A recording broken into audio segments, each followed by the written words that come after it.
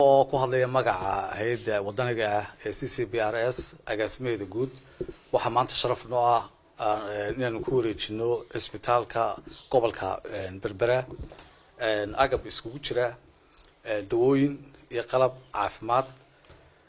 sidoo kale waxaan dhagax dhigi doonaa ward oo dib habeen lagu sameyn doono oo qaybta dambe ku yaala ee qalinka sidoo kale waxa jira sidoo ogsoontiin waddankeena jaarkeena Yabanta waxa ka socda dagaalo colaadeed qaxooti aad u fara badan oo iskugu jira Yamanin ayaa degan waddanka uu joogo magaalooyinka kala duwan iyagana 150 qof oo maanta diyaar ah ayaa waxaan u qaybin doonaa agab xagga caafimaadka oo loo yaqaano dignitary kits bags waxaan ka gudoominaa maanta qalab caafimaad iyo dawooyin waxaanay ballan qaadeen oo dhagax dhigayaan maanta inay dhisi doonaan ama ay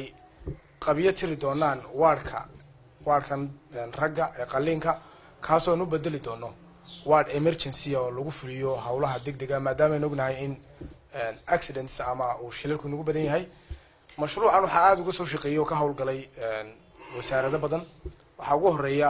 gudoomiyaha gobolka Saaxil iyo gudoomiye ku-xigeenkiisa oo xil badan iska saaray sidii maartay dadkan ugu helayeen xuquuqda ay dadka kala helaan ee gobolada kala ka helaan waanu mahad celinayaa mas'uuliyiinta gobolka iyo wasaaradaha kale ka hawlgalay waanu mahad celinayaa waxaan kaloo mahad celinayaa hay'adda CCBRS aan wada shaqeynta leenahay ee maanta nagu wareejinaysa hawsha waxaan rajaynaynaa in arrimihii looga baahnaa laga sugayay ay soo kordhiyaan ama ay keenaan oo qorshaha noogu jiray ambalaasadu kamid ahaayeen iyo qalab kale marka maanta waa bilowban insha Allah taala aan rajaynaynaa inay tahay bilowgii iyo shaqeynteennii koowaad waxaan rajaynaynaa insha Allah in maartay ay ku gabagaboobi doonto bardhamaad wanaagsan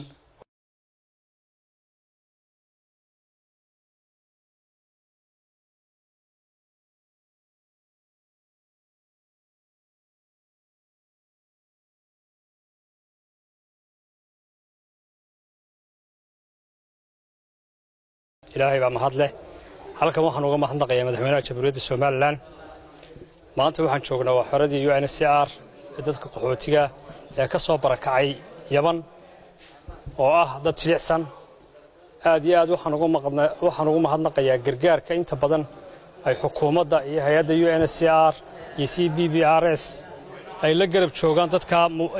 Yamanida ay soo qaxay aad baan uga mahadnaqayaa maanta waa deeqdii ugu horeeyay ee loo keeno dadkan waxaana la damaanad qaaday in caafimaadkooga si wada jira wasaaradda caafimaadka ee gobolka iyo hay'adda CCBRS ay ka wada qayb qaataan UNHCR aad iyo aad baan ugu mahadnaqayaa waxa ilaahay looga mahad celiyo dadka walaalaheena waddankoogii dagaaladu ka socda had iyo jeer waxa ka yimaada dad jilicsan dad ah oo waaweyn qalabkii caafimaadka maanta qalab fara badan baa u keenay caafimaadka ah iyo kana waxoogaa gargaar u keenay caafimaadka iyo alaab waxay kale noogu ballan qaadeen ambalaaskii oo ku soo jira isla weegan inoo iman doona oo qofku hadduu aad u xanuunsado lagu geyn karo dhakhaatiirta Hargeysa iyo meel kasta oo ay doonayaan aad iyo aad baan hay'adana uga mahadnaqaynaa waa Yaasiin Jaamac Ali har wanaag news magaalada Berbera.